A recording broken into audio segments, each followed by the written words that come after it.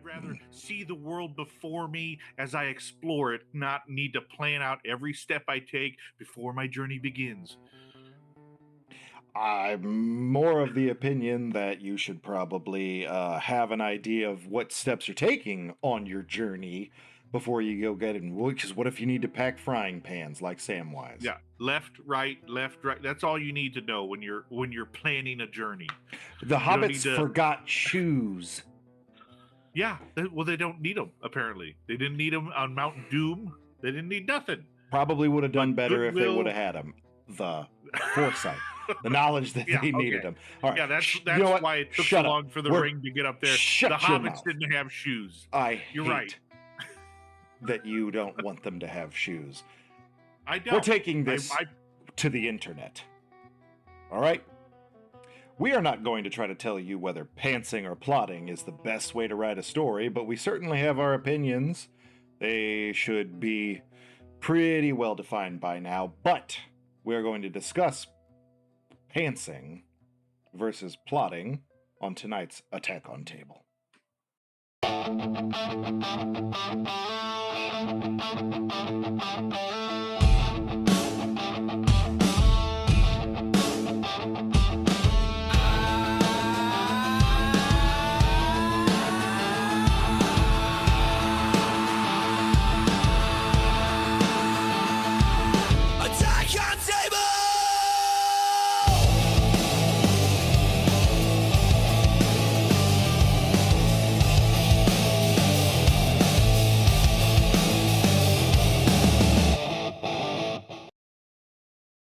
Welcome to Attack on Table, where Ryan and I are just going to take the gloves off and disagree completely for an entire episode in a more debate type of scenario. The Great Debate is what we will call it. Possibly the greatest debatus. The greatest debatus. The greatest debatus. Tonight we're going to be discussing and allowing all of our listeners, watchers, readers, fans of the show a chance to pick a side. I must plot. I enjoy plotting. I enjoy outlining and staying organized with my story. And Ryan, I enjoy pantsing. I enjoy pulling them down and letting the world bask in the glory that is the nakedness of my artistic craft. And I rest my case. You can be a plotter and you'll never go on a list. All right, Sean. How are we? Normally I ask you how we end these. I'm asking you this time, how are we going to start this? This is the first time we've ever had the greatest debatus, and so I'm curious as to how we begin. Well, I mean, we're both just going to state our cases for what we think is the biggest pro towards our particular point of view. And then we can discuss it. Disrespectfully, of course. Are we flipping a coin? No, I'm hosting, so you should get to go first. Okay. Well, Sean, since you're hosting, I'll go first, as is, my generosity in this situation. I'll take the lead, and you can pick up after me. I'm gonna leave in that I gave you the first go.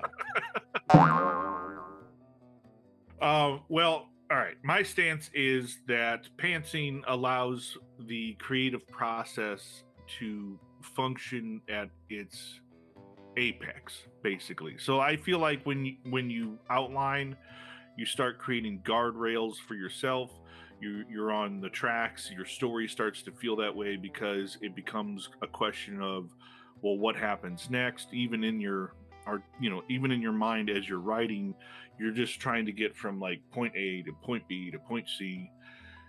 And I'm not saying that is necessarily bad. I am saying it really handicaps creativity. When you're out there and you're pantsing, I'm not going to keep calling it that for, just in case we don't get monetized on YouTube or something. When you're out there just coming up with ideas on the fly, you're more exposed. It is a slower process. but you're more exposed to new, fresh ideas that even you yourself may not have thought of because you're thinking about them in terms of character or in world. Whereas when you're plotting, all that thinking happens beforehand, and it's kind of like thinking about how to take a turn in a car without actually having driven the car or being in the car. You like, you don't have a sense of what it's capable of doing, and so you're kind of just guessing. But when you're in it and you're taking those turns, you kind of get a better sense of what the vehicle is capable of, and you start making, you know, looser turns, I guess, to keep following that analogy down. You made several points there. I Totally did. fair to let me just, remember all of them off the dome. But you're right, Ryan. Pantsing is better, just like all the best houses were nailed together board by board. Nobody had an idea of what they wanted it to look like first before they started swinging. Uh, it's the implication that you're making that I think where I think you're wrong is it almost makes the claim that you can only be creative during the act of writing, and something gets lost if you do that creative thinking about your story beforehand.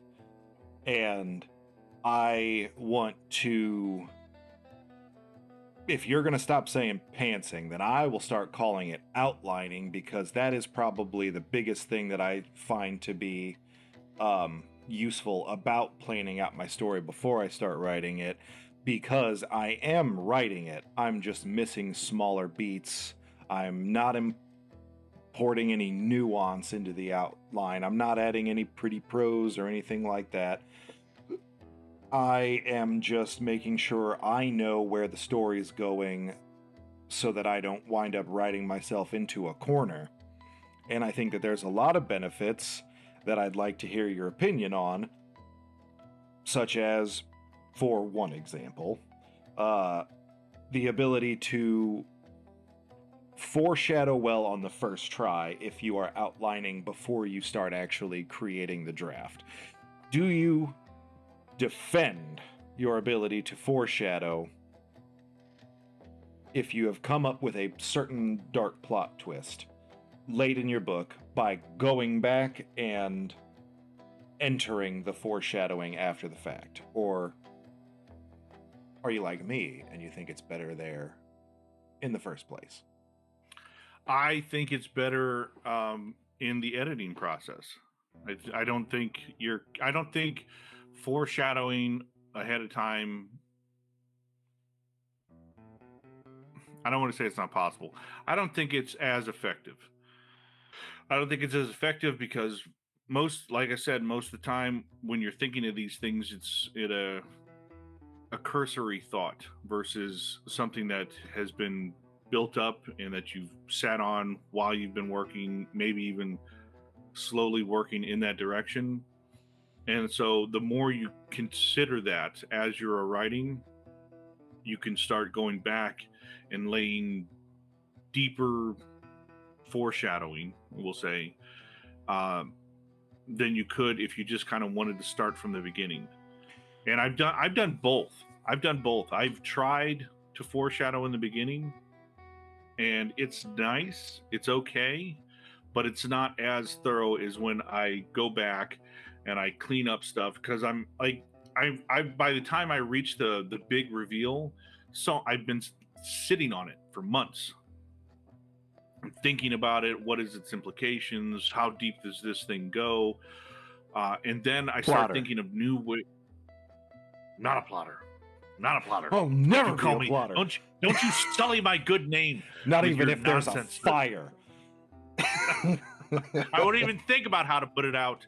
I'll just get in there and start doing stuff. I don't You are care if I not catch allowed on to fire. plan stuff for your stories months in advance and sit on them and think about them. That's what I do. No. I'm talking about, so I'm sitting and thinking about stuff as I'm writing in that direction. And the longer I'm doing that, the deeper it becomes. And then I start thinking of new ways to implement foreshadowing. And I might sneak them in there so that I don't like lose track of the thought because it just came to my head as I was writing it.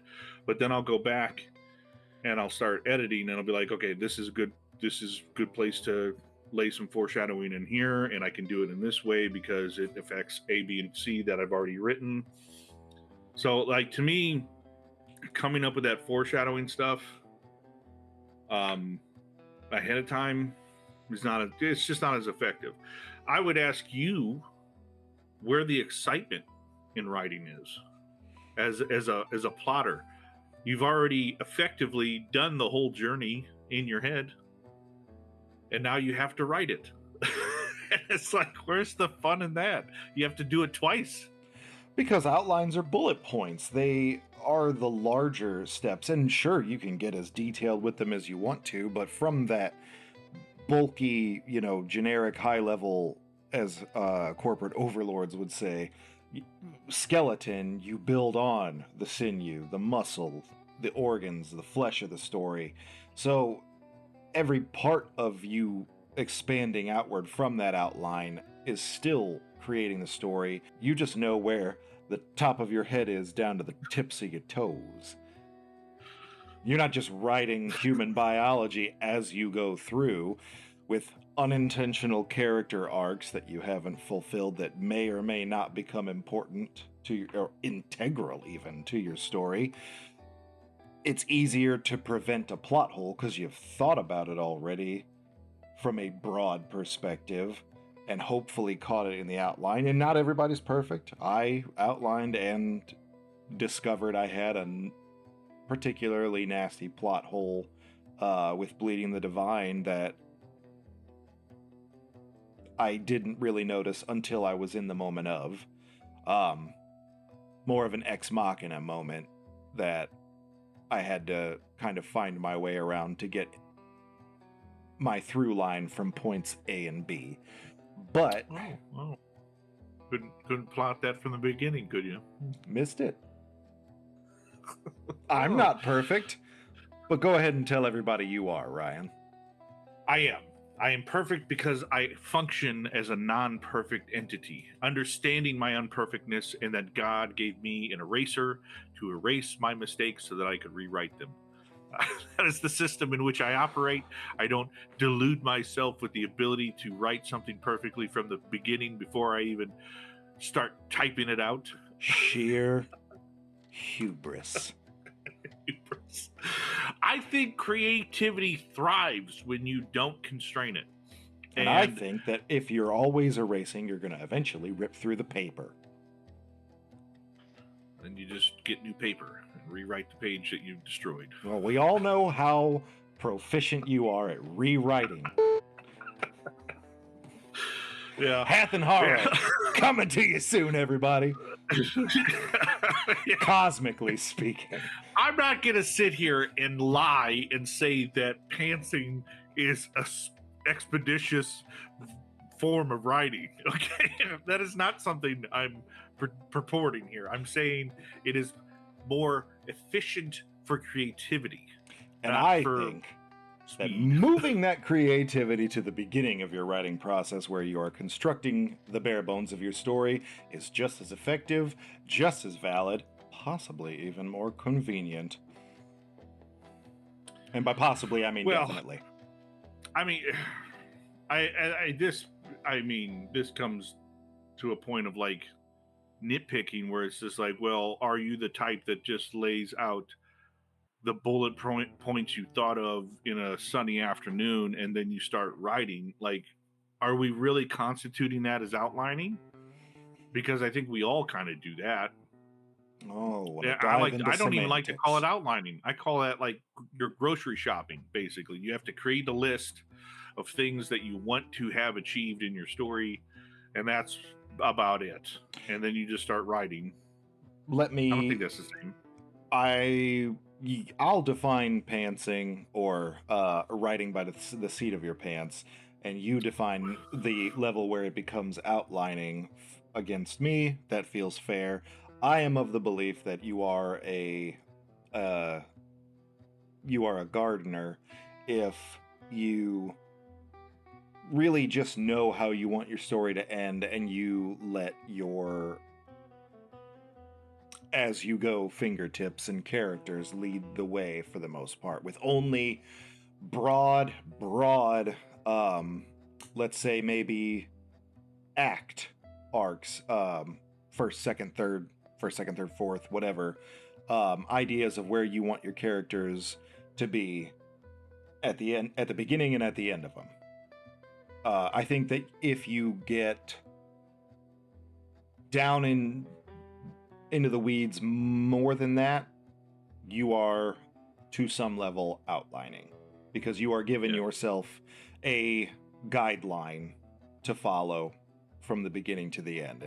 You tell me if that satisfies your eccentricities. Yeah, I think that satisfies a big difference. So, yeah, in this debate, I'm right. Yeah, if you're out there and you're outlining to the point to where you have gone beyond what is essential for you to kind of keep in the forefront of your head before you start writing, and you're like detailing like government functions and how that might interfere with your character's ability to gain access to some part of this city that he needs to for your story to move forward. I believe you are constricting yourself entirely too much. I think what you just described as a gardener, which is you have essentially plotted out where you're going to plant. You understand, like, there's a row here, there's a row here. It's going to end over there. It's going to start back here, and then we're just going to start planting stuff and let it grow how it wants. I think that is the quintessential form of story writing, because once you're in it and you start seeing things, it becomes like, interrupt me if you want to interrupt me. It becomes like you're taking care of a bonsai. To be rude. It's like, be rude. It's what you are at your core. Incorrect. I may not be nice, but sir, I am polite. Forgive me. There's a difference. Yep. What about how things can get derailed, though, as you're in the weeds? What about when you start digging to plant the seeds that you only know where you want to plant them and let the chips fall as they may? You find a brick or an underground doomsday bunker right where you were going to put that seed. Can't dig through it. It could be structurally unsound. It could, I don't know, you're a pantser. Anything could happen, and it could totally throw off how you get to point B at the end of your story, whereas I already know how the plant's going to grow.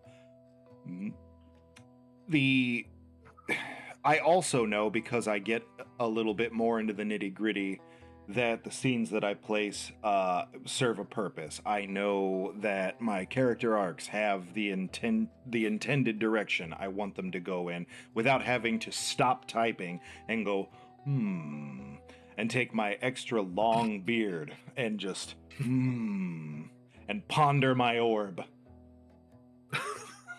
Well, I would argue in the scenario you provided, a pantser, I can't think of better terms for it. I'll just keep saying pantser. A pantser is better equipped to handle a scenario in which they weren't prepared for initially, rather than a plotter encountering that, because our writing style is much more fluid. If we do write ourselves into a position that we are kind of locked in, we're probably better at writing ourselves out of it. I argue that life is messy, and therefore writing should imitate life. Even if you're writing the same book for 100 years. It's a battle sometimes. Sometimes you gotta... You guys tell us what you think, or what you propose to be the best thing, because in all honesty, to me, I feel like I'm getting just as creative in the way I tell my stories as Ryan is, as me, and whatnot. We'll get to that nice middle of the road place later, but what do you find more efficient about laying out the story first? Do you feel like you would lose your place? Do you feel like there would be plot holes in your story if you didn't? Or are you just more comfortable knowing where you're going first? And I do think that that is a level with me. I don't think that you said that pantsers were better equipped. I just would more make the argument that they prefer to be in the thick of it while they're creating, whereas outliners prefer the bird's eye view, somewhat removed from the story itself, and liking having that broader version of what's happening before, after, over there. And I am of the belief that that is a more efficient way to put a story together, so you aren't stopping and backtracking and rewriting. It just feels messy to me. Yeah, I agree, Sean. If there was a fight that I had to participate in, I too would rather view said fight from the nosebleed section. But that's not how it works. You got to get in. You got to take some blows. You got to throw some. You got to get messy. You got to get bloody. You gotta make it happen. Ryan likes writing and being hurt at the same time. I'm a bit of a masochist when it comes to my own literary pain. I think I take a different stance than you. I seek out the audience, not to hear what they think, like how we could kumbaya and mesh these two realities together. I seek rebellion. I want the pantsers of the world to rise up and tell these plotters their nonsense is over. All right, writing at the seat of your pants is the aforementioned way it should be done. And I think plotters are just too scared to get into the mess before they know what's going to happen.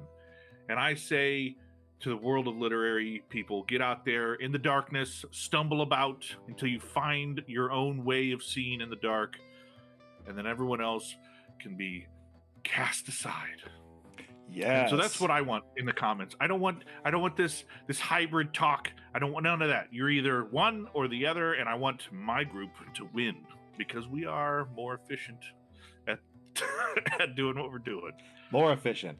Speaking of, we actually set aside a little bit of time in this episode for the book trailer release of Hath and Harrow.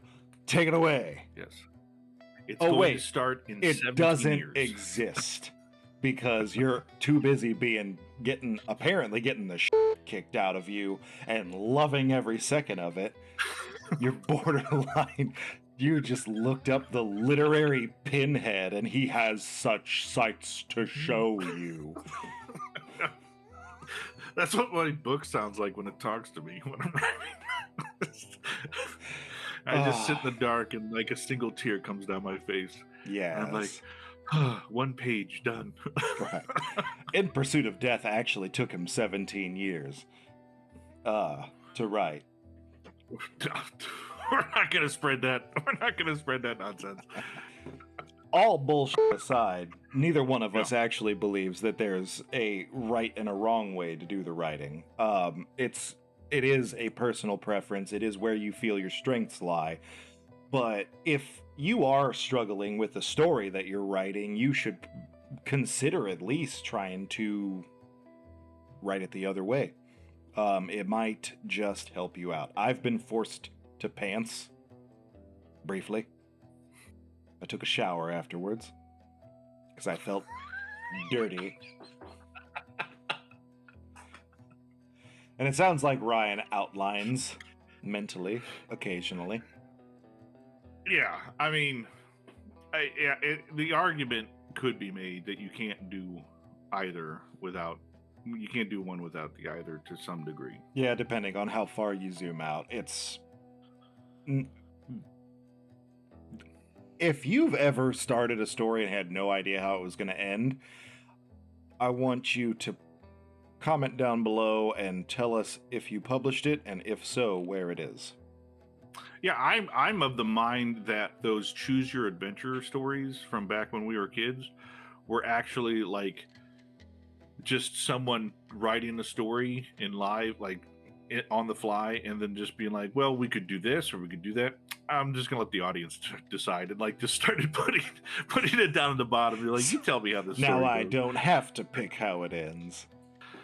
Okay, well, I mean, we've already kind of let the cat out of the bag that we don't really judge anybody, even though Ryan was pretty impassioned with his Panzers Rise Up and Waistbands Down. Well, those that know that that's the truth of it. The other stuff I said was just so that we could end the show amicably, love to but they know. beg for attention. Well, you said something about ending the show, but didn't you say that we had a Dear Duncan? Yeah, well, I meant ending the argument. Yeah, we can jump to the. If you're done, you want to continue arguing, we can. I feel sufficiently right. We may proceed. Well, I entered this conversation that way, so I guess we're all right. Yeah, let's head over to the Dear Duncan studio.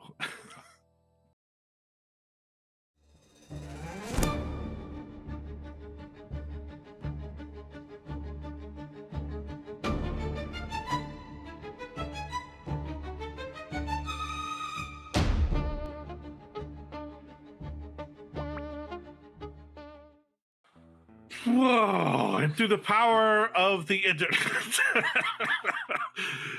This is our, you guys love our Dear Duncan studio.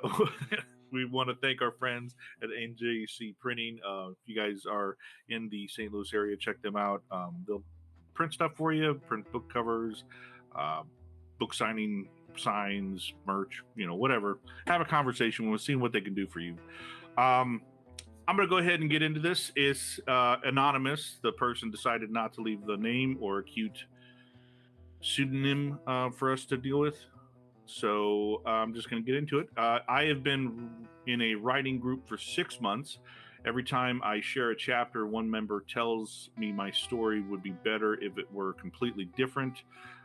New genre, new characters, new plot, new setting. At this point, I suspect they want me to write their novel instead of mine. How do I handle this politely?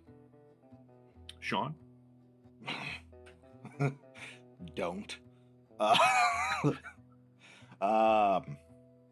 Yeah, politely is optional. Yeah, yeah. The pen being mightier than the sword and all that, I would not recommend that you use a sword about it. You could write them a letter where you tell them, "F off." That, like, if my first question would be, are they reading chapters from their book? Are they getting any criticism for that or whatever that you can point out that the whole holier than thou mentality isn't doing anyone any favors? Are they doing this to anybody else? Do they have any legs at all to stand on? I don't know the story you're writing, and I don't know where they get the audacity to be so vocal with their criticism.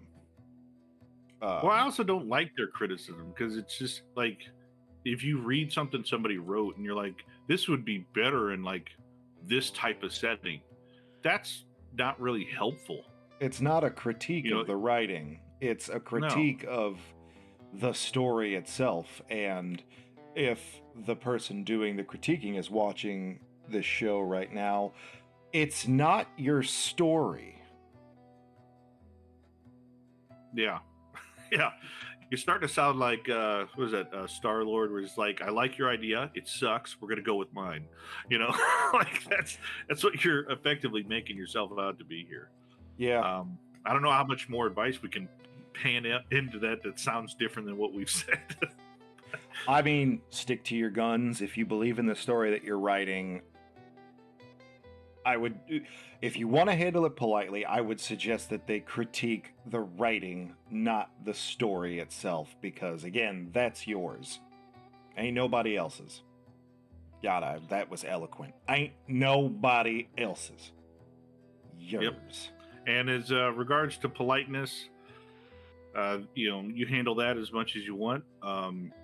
You can just stop seeking that person out for advice. It is in a group. I'm imagining this to be a Facebook group. It just says writing group. If it's a Facebook group, just ignore them.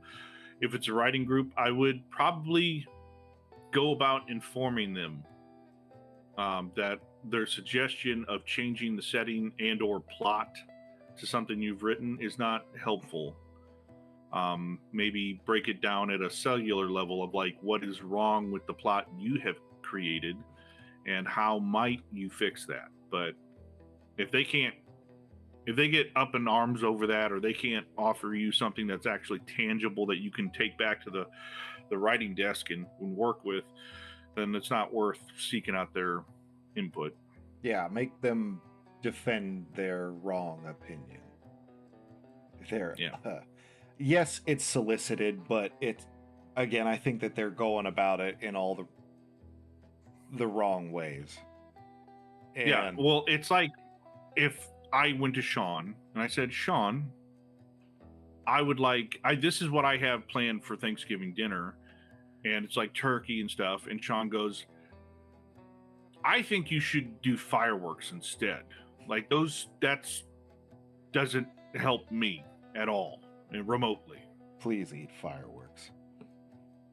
please eat fireworks. Yes, that would help Sean immensely, not me so much, or those that are also at my dinner table. Yeah.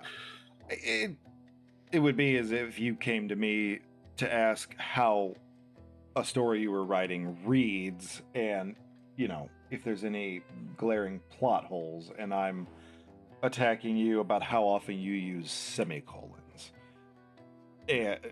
Just to like reverse it or whatever. You're asking for something and you're not getting the answers in the category you're looking for. I feel like I've said that 3 times now. Ask them to stick to what you're asking for, or tell them politely to pound sand. And use your own creativity. This was with another however edition. you want to say that. And this was another edition of Dear Duncan. Duncan Dear. I don't know. Yeah. Hey, Sean. Come on. How do we end these?